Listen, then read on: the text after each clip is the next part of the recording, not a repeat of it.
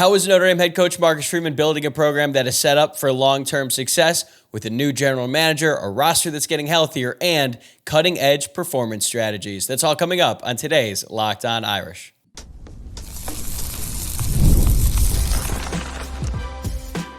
You are Locked On Irish, your daily podcast on the Notre Dame Fighting Irish. Part of the Locked On Podcast Network, your team every day. What is up, and welcome into another edition of Locked On Irish, your daily Notre Dame podcast. I'm your host, Tyler Wojciak. I'm a Notre Dame alum and producer at Fox Sports, and happy Friday, everybody. Today is Friday, March 7th, and thank you for starting your day right here by making this your first listen of the day. While you're here, I'd really appreciate it if you subscribe to the program on YouTube or wherever you are listening to the podcast. And today's episode is brought to you by FanDuel. Right now, new FanDuel customers can get $150 in bonus bets if your first $5 bet wins. Okay, we've had a change of plans for today's show. I will not be doing a mailbag today like I had originally planned because Notre Dame held a press conference on Thursday introducing new general manager Mike Martin, and I have several takeaways from that I want to talk about today. Plus, head athletic trainer Rob Hunt shared some very important injury news ahead of spring practice. And sports performance director John Wagle had some interesting insight about some changes to Notre Dame's spring practice structure, as well as some insight into Notre Dame's approach to their strength and conditioning program. So that is what we are diving into today, and I will get to the mailbag on Monday. So, hey, you got a little bit more time to submit your question if you have not already. But let's start with Mike Martin's press conference. And right off the bat, we have another press conference. Round of applause, folks. Literally everyone from Notre Dame who has talked into a microphone so far, at least on the Notre Dame football side, has been winning, because we can't forget about Micah Shrewsbury's just complete meltdown a few weeks ago. But that's the men's basketball program. The football program, the leaders of the football program have doing a great job in front of the media this offseason. And Mike Martin was no different. He seems very polished and just seemed like a guy who's really happy to be there. And that's exactly what you want, right? You don't want a guy who's like having second thoughts about leaving the NFL to come to college and embark on this new venture for him. He seems very excited about the opportunity, and he's thrilled to be at a place like Notre Dame. But the one thing that really stood out to me from Mike Martin's introductory press conference is his approach to talent evaluation. That has been the main thing that I have talked about when Mike Martin got hired, and pretty much everyone else as well, because that is what he was doing. That's what he excelled at for the Detroit Lions, and that is why Marcus Freeman went out and got him to become the general manager at Notre Dame. I think he has a very interesting approach to talent evaluation. He's a very process-oriented guy, and he stressed the importance of finding people who fit at Notre Dame. And I don't think it's just lip service. We know as Notre Dame fans, this is very important because not everyone can thrive at Notre Dame. Even if you're a great football player, it might not work out at a place like Notre Dame. It's not just about getting into the school, which is hard enough. It's about being able to survive the academic rigor and survive and thrive at a place like Notre Dame. It's not for everyone, and I think that Mike Martin recognizes that.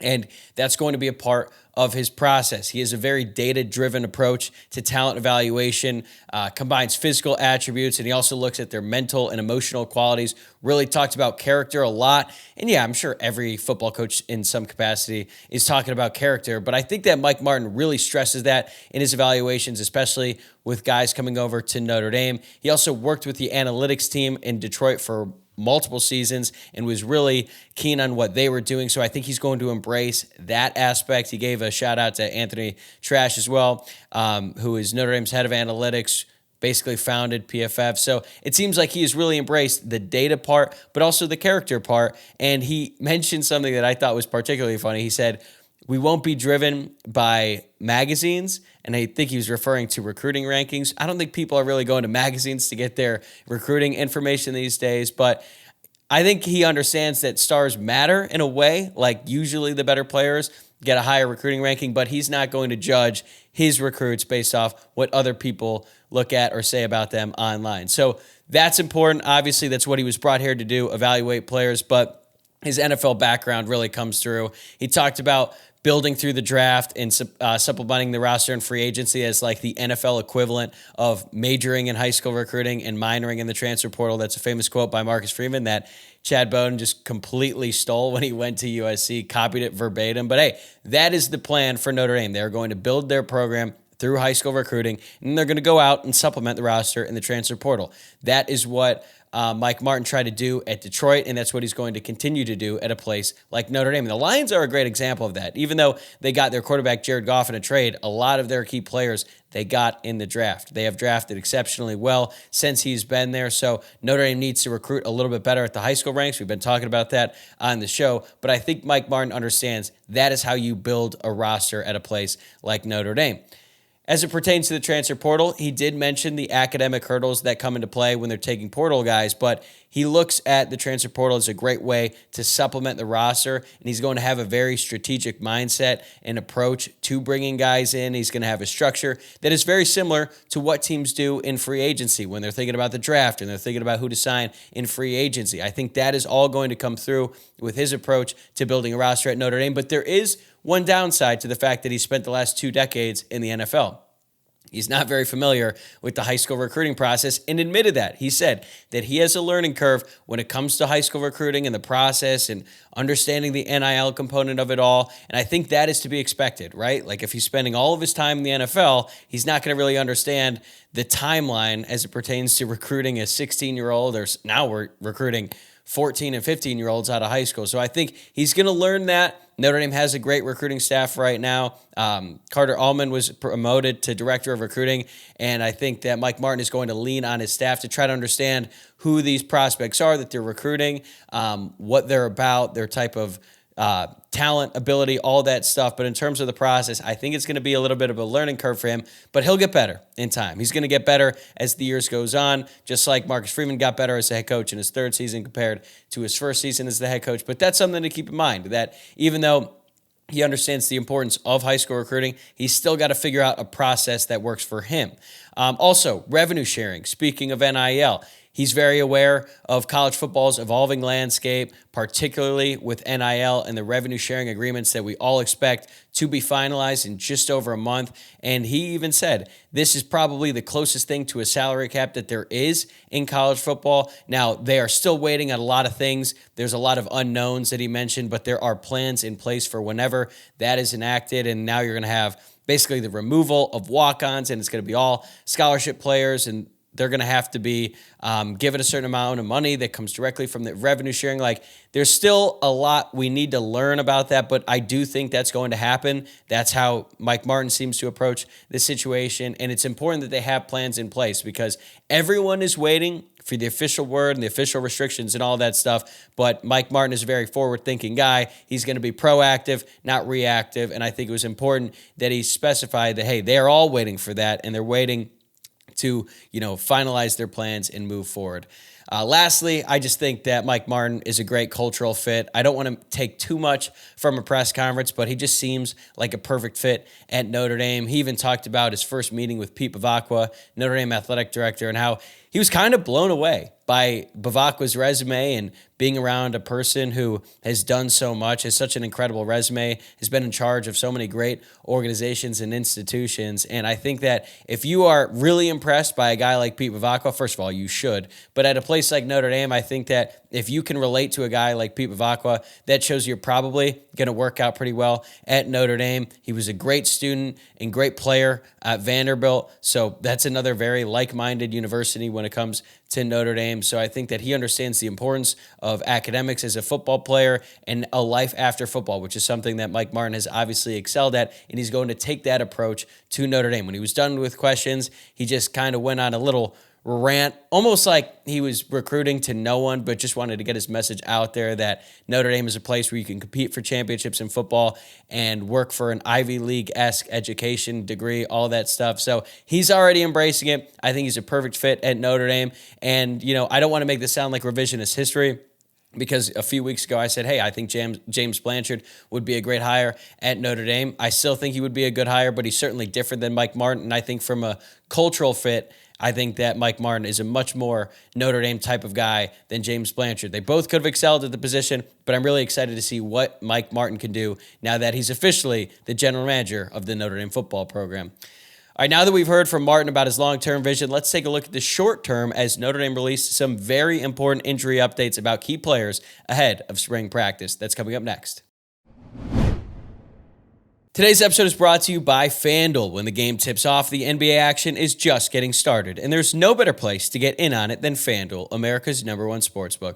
With FanDuel, you can place live bets throughout the game, so even if you missed the opening tip-off or want to bet on a fourth quarter comeback, you can stay in the action. And if you're looking for a bigger payout, you can even combine your live bets into a same-game parlay. I love using FanDuel's live betting feature because it keeps every moment of the game exciting. Whether I'm backing my team for a late-game rally or picking a player to hit a clutch three, I never feel like I missed my chance. Plus, the app is so easy to use, and when you win, you get paid instantly. Right now, new FanDuel customers can get $150 in bonus bets if your first $5 bet wins. Just visit FanDuel.com to join today. That's FanDuel.com for your shot at $150 in bonus bets. Make every moment more with FanDuel, the official sports betting partner of the NBA.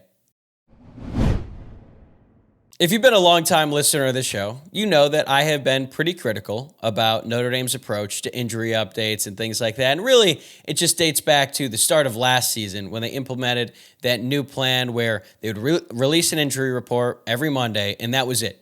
The media was not allowed to ask any questions about specific injuries in the post-game press conference or throughout the week. They just wouldn't answer it at all. And I understand the point of doing an injury report, right? Like, that's what they do in the NFL, and coaches don't want to be super forthcoming about players' injuries during the season when opponents are going to be looking at that, and they're going to try to find some weak spots on the team. I get that. But I think that a lot of times the lack of information about the injuries led to more questions than answers, and it just led to speculation and general unrest amongst the fan base. So now I have to give them props for what they did on Thursday, because head athletic trainer Rob Hunt came out and delivered a bunch of really valuable information. So now I think everyone has an understanding of where different players are at in their recovery timelines, or if they suffer new injuries. And that way, when spring practice starts and you notice that some guys aren't out there participating, it's not going to lead to like a wildfire of misinformation and speculation and things like that. They're being very transparent about this, and I think that's great. So let's go through some of that now. They basically separated it into a few key categories. There's players who are going to be doing modified activity in spring practice. There are some players who are fully returned from their injury, some who are out for spring entirely, and then you have some players with the restrictions on running, contact, and just general practice in the spring. We'll get to all of them. Let's start with modified activity. So some key players here. Offensive lineman Anthony Knapp. He's still dealing with that right ankle injury. It's unfortunate for him. I don't know how much he's going to be able to participate. Obviously, modified activity is a little bit vague, but this is a guy who started 15 games at left tackle, was building a ton of momentum for the future, and then suffers that critical injury right before the national championship. So bummed for him that he wasn't able to play in that game, and now it's going to impact his spring practice. I think we all expect Anthony Knapp to move positions because it's either going to be Charles Jagasaw or Gerby Lambert at left tackle, but Anthony Knapp had a good chance to maybe compete to be the starting center or right guard while Ashton Craig recovers from his knee injury. So I don't know what we're going to see out of Anthony Knapp, but I think it is telling that he's still dealing with that injury that he suffered back in January. Cole Mullins is also going to be modified. He's dealing with a left knee injury. I think he could be a dark horse to potentially jump in that defensive tackle rotation. So the fact that he's not able to really make a jump in spring practice is disappointing for him. But the true disappointing one in all of this is wide receiver Will Pauling, the transfer from Wisconsin. He's dealing with a right fifth metatarsal. I think he would have been one of the most interesting receivers to watch in the spring because he's new. He came over from Wisconsin, had a really productive year a couple years ago, was still productive last year for the Badgers, but his stats definitely took a dip while they were dealing with injuries at the quarterback position. But I think we all expect Will Pauling to be a factor in this wide receiver rotation, and considering Jordan Faison is going to be out there, I thought Will Pauling would have a chance to step up and really showcase his abilities, but it doesn't seem like that's going to be the case during spring practice. Another guy, offensive lineman Robbie Woolen, he's out with the right lateral meniscus, but for the fully returned players, there's one very notable person, quarterback CJ Carr. He is 100% full go for spring practice. He's been full go for winter workouts, and obviously that's great considering he has a very good chance to be the starting quarterback for Notre Dame this season. And it was also very interesting to hear Rob Hunt talk about what happened. He said that it happened in practice, and as I've said before on the show, CJ Carr should not have been hurt in practice, but it happened. It's come and gone, and now it's about recovery, and I think that they really took it slow with him on purpose. At first, he didn't do anything. He just had to rest, and then he worked his way into some light activity and then a very specific throwing program so that he could work himself back into shape, and then he got opportunities to throw the ball when Notre Dame was still playing in the college football playoff. You might have heard about how CJ Carr came out before the national championship and basically did a private workout on the field with everyone who was in the stadium could watch it, and he was really slinging the rock. That was the first time he could really do that in a while. Again, it shouldn't have happened, but it's important that he's able to go out there, participate in winter workouts, build up his strength and conditioning, and he's ready to go in the spring. But I do believe that the fact that he missed basically the entire regular season this past year will impact his development. We'll see how much in the spring, but it's great that he can be out there and showcase his skills and potentially win that job. Another player who's fully returned, running back Javon Payne. Remember him? He was actually a big player for Notre Dame, running back number 3 back in 2023. He also scored a touchdown in that Ohio State game. It's going to be pretty funny when we look back on the 2023 Notre Dame-Ohio State game. The 2 players who scored touchdowns in that game, guess. Trivia question. Rico Flores and Javon Payne. I think that's going to be a fun trivia question down the road. He's going to be back, fully returned. I don't know where he fits in the running back rotation, to be honest with you, because they're going to try to keep Aeneas Williams and Keedron Young from transferring, so they're going to give them a ton of opportunities. Jeremiah Love and Jadarian Price are obviously the 1 and 2 guys, but I am just very curious to see where Javon Payne fits in all this. Dylan McCullough loved him. He's the guy who went out and got him from Indiana once McCullough came over from the Hoosiers to Notre Dame. But I just don't know where he fits. But, hey, maybe he steps up and excels. It's another veteran body in the room who's played in big games. But that's an interesting player to watch during spring practice. A couple other guys who are fully returned from injury. Offensive lineman Styles Prescott. Safety Tabron Benny Powell. Defensive lineman Quentin Autry. And another notable name, defensive lineman Jason Onye. He's a full participant, winter workouts. He's full go for spring practice. And even though I don't think he was out with an injury, the most important thing here is that someone from Notre Dame said that Jason Onye is going to return to the team. Because even though that's been the rumor, that's been the speculation, we all expected that to happen. We had not heard anything official from Notre Dame. But now, there you have it. Jason Onye is going to be with the team. And that's massive because we've talked a lot about the lack of depth, proven depth at the defensive tackle position for Notre Dame. They've got to replace Howard Cross and Riley Mills. They need production from that unit. They went out and they got Jared Dawson in the transfer portal. I think he's going to start. I feel good about Gabriel Rubio and what he can do when he's healthy.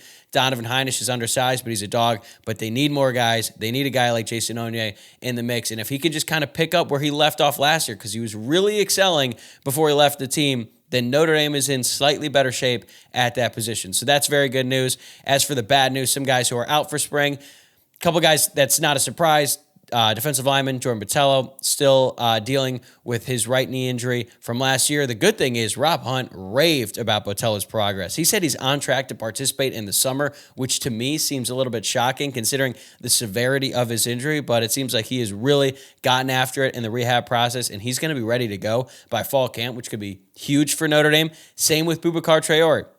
Similar timetables. If you remember, Botelho got hurt in week 3 against Purdue, and then Boubacar Traore got hurt week 5, I believe it was, against Louisville. And if both of those guys are ready to go for Notre Dame next year, that's huge at the Viper position. Ashton Craig also going to be out for spring as he recovers with that left knee injury. He tore his ACL in the Purdue game as well.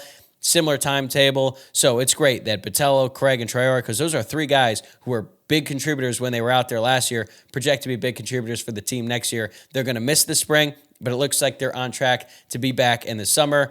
Some bad news, though, with Cooper Flanagan. Left Achilles. He's out 8 to 10 months, so at minimum, he's going to miss the entire regular season. That had not been made official until today, even though I'd been talking about it on the show. Ruptured his Achilles in like the 4th play of the game against Georgia in the Sugar Bowl. Just really disappointing for him because this had the chance to be a breakout season for him, but looks like we're going to have to put that on hold for one more year. Jalen Stroman, the safety transfer for Virginia Tech, he's going to be out for spring as well. He had to fully repair his right clavicle after he hurt it in the first game of the season last year, Virginia Tech Vanderbilt. I thought he'd be able to go in the spring. It appears that he is still recovering from that surgery. Little concerning to me, to be honest, because I do expect Jalen Stroman to start opposite Adon Schuler, so the fact that he's not going to be able to do anything in the spring, shoulder injuries are serious, and it looks like Jalen Stroman had the most serious of the serious injuries. So that is going to be something to monitor as we head toward the summer. A couple other guys who are out for the spring: Davian Dixon, Kahanu Kia, Chris Tarek, and Chance Tucker. So disappointing for those guys. And then there's a list of guys who are going to be restricted with running contact and just general practice stuff. And it's basically just the guys who played a ton during the season and just need some time off. Josh Burnham is on the list. He's been dealing with injuries since the Northern Illinois game, so no surprise there. Bryce Young, he just needs some rest. Drake Bowen, same deal. Also something to point out, Drake Bowen had that giant brace on his right arm all season long, and that never really got talked about, but obviously he was dealing with something, so it's not surprising that he's going to get a lot of rest during the spring. Jalen Sneed, Leonard Moore, Christian Gray, Adon Schuler, Jeremiah Love. One interesting tidbit on Jeremiah Love, Rob Hunt said that they never considered surgery after the knee injury, which is good. I think it means it's not going to be lingering. We're all hoping for the best with Love because he has a chance to have one of the best seasons of any Notre Dame player in a really long time. Don't expect to see much of him in the spring, though. And then Emil Wagner and Jaden Greathouse. Nothing to worry about here. These guys played 16 games. They played a ton of football. Their season didn't end until just like a month and a half ago. So to expect them to go out there and just start playing full contact football at full speed right after, it just doesn't make any sense because the season is still so far away. But I love that we got all this information ahead of spring practice. I think it changes our mindset going into it and what we can take away from this. So really appreciate all this information from Notre Dame and head athletic trainer Rob Hunt. But with injury updates in mind, let's shift the focus now to the importance of sports performance, injury prevention, and long-term player development with insights from Notre Dame Sports Performance Director John Wagle. Today's episode is also brought to you by Nissan. We are all about the stats because numbers don't lie. And when it comes to the all-new Nissan Armada Pro 4X, the numbers are on an MVP level. With the ability to tow up to 8,500 pounds, it can quite literally carry the whole team plus the gear wherever you need to go. It's powered by a twin-turbo V6 engine delivering the strength and performance to handle highways, back roads, and everything in between. And with room for up to 8 people, the Armada Pro 4X is built for big crews, big adventures, and even bigger memories. Whether you're exploring off-road trails or rolling up to the arena, the Armada Pro 4X brings power, versatility, and style wherever you go. Take your adventures to new heights in the all-new Nissan Armada Pro 4X. Learn more at nissanusa.com. In addition to all the great stuff we got from Mike Martin as he was introduced as the new general manager and all the important injury updates we got from Rob Hunt, I thought that John Wagle's press conference was also really interesting. So John Wagle is Notre Dame's director of sports performance, and he met with the media to explain the changes that are coming to spring practice this year. And the most notable one is the fact that there's going to be less practices than normal. Now, he was a little bit vague about the specific number of practices. He said it's going to be between 10 and 15, which is obviously a pretty significant difference between 10 and 15. I think the overall theme here is that they're going to have a much lighter workload in this spring than they have in years past. And it makes total sense, right? Notre Dame is coming off the longest season in program history, the longest season that any team has ever had in college football history. Notre Dame played a football game at the very end of August, and they did not finish that season until the end of January. That is a really long time. Not to mention that the last 5 games were incredibly taxing on the players. They went on the road to play USC in Southern California, which is basically a playoff game. They had to win that to get in. Then they played Indiana at home, Georgia in New Orleans, Penn State in Miami, and then Ohio State in Atlanta for the national championship. That is one hell of a way to end the season. So I think a lot of the guys are tired, recovering, obviously, as I laid out in segment 2. And Notre Dame is going to modify their spring to counter that and to make up for that. And I think that the focus is going to be on the young guys who haven't really played a ton of football, which is good. This is their opportunity. And as it pertains to the actual structure of the practice, I thought John had some really interesting insight. He said, quote, "We have a really precise approach to the way that we design practices, and that's led by Marcus Freeman, but it's augmented by our data and its day-to-day, week-to-week individualization." I think that attention to detail is really encouraging. we hear about, Marcus Freeman being willing to really invest into sports science and sports performance. And that's why he went out and he hired Lauren Lando from the private sector, even though he had some experience being the head strength and conditioning coach for the Denver Broncos. He's just really cutting edge, and they have innovative ways of thinking about preparing their team. And I think this is especially interesting because now we got some insight into what that actually looks like. Specifying practice plans day to day, week to week, down to the minute, and paying so much attention to the individual requires a lot more work, a lot more details, but it's way better for everyone in the long run, right? Like if one player is dealing with some sort of injury, they aren't able to participate full go, and then their practice plan is structured specifically to what they're dealing with, they are going to be in a much better position going forward. So the focus on the individual really stands out. It starts in the weight room, though. Like, players are not just lifting to get strong. They are lifting to be good at football. And I know that sounds simple, but they're not lifting to be bodybuilders. They're lifting to be football players. They're running to excel at what they are asked to do on the field. And there are some old school weight programs out there. They're just lifting. They're doing cleans. They're doing bench press. They're doing stuff just to have big muscles. But that might hurt them in the long run, even though they're stronger. Like, it's not built for the football field. And I think everything that Notre Dame is doing in their strength and conditioning program is to maximize what they can do on a football field, down to the stretches, down to the movements, down to the lifts. Everything is about performing to their max capability on the football field. And it's a really collaborative approach. Wagle emphasized how the athletic trainers, the nutrition team, they have team psychologists, the sports performance, they're all working together, and it's been crucial to the team's success so far. And I think it creates an environment where players feel like they are supported in all aspects of their development. It's not just what they do on the field, it's what they do off the field, it's what they do in the classroom, and it takes everyone. This is a great thing you would probably want for every program, but it's really hard to pull off, and I think Notre Dame is really maximizing that with their players here. And they also stress the importance of developing players beyond just their physical abilities and taking into account the mental and emotional readiness. And that kind of showed last season, right? Like there were guys who were dealing with injuries who then had to come back at the end of the season. Like Charles Jagasaw is a prime example. He suffers what appears to be a season-ending injury first week of camp, torn pectoral injury. The rehab is going to be pretty intense. And this is a guy who thought he was going to be starting that whole season. Now he's going to miss the whole thing. Like, obviously, there's a physical recovery that has to happen, but mentally, that's draining. But he was able to come back and start in the national championship game. That is not easy to do, and I think it takes a lot more than just rehabbing an injury. You have to keep that player engaged throughout the season. They have to continue to prepare, even if they know they're not going to go in the game, to continue to understand the importance of technique, scouting, everything that goes into it. I think that is a great testimony to what this department is doing. And it's a lot of data-driven stuff.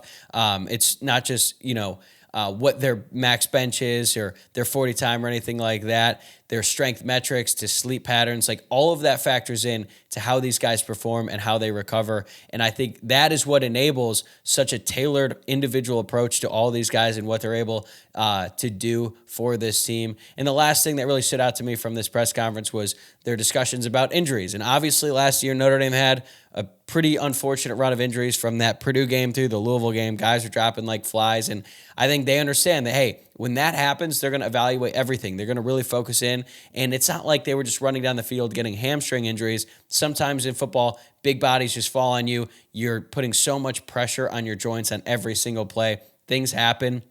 And unfortunately for Notre Dame, they were dealt some very serious injuries to important players, and sometimes at really unfortunate times, like Jeremiah Love in that USC game. But the fact that this staff is really looking into that every single situation intently and trying to improve that going forward, I think that shows that they are really prepared and they are really dedicated at what they do. And now they are taking all of that information, they're focusing on spring practice, and they're going to try to prevent injuries, but also get the most out of the opportunity specifically for those young guys, because even though spring practice for all the starters and stuff, it's not nearly as important, this is a big time for those younger guys who, as we saw last year, Notre Dame needed guys who were third or fourth string sometime to really come through during the actual season. Well, now is a great time for those guys to shine. I think that is what this spring practice is going to be about. Overall, I thought it was a really informative day, one that I didn't see coming. I didn't know that we were going to have these three press conferences to talk about it, but I'm so glad we did because I feel like we learned a lot hearing from Mike Martin, Rob Hunt, and John Wagle. I hope Notre Dame continues to do more of this in the future because it was really informative and it paints them in a great light because all of these representatives are great people. They talk super well in front of the media, and I think it's just great for all parties. So really happy that happened. Again, mailbag coming on Monday, but that is going to do it for this episode, and that's another week of Locked On Irish in the books. Thanks for tuning in all week long, and remember to please subscribe on YouTube or wherever you're listening to the podcast. And if you enjoyed the show today, please give this video a like if you're watching on YouTube or rate the podcast 5 stars and leave a review. Have a great weekend, everybody. I will see you on Monday.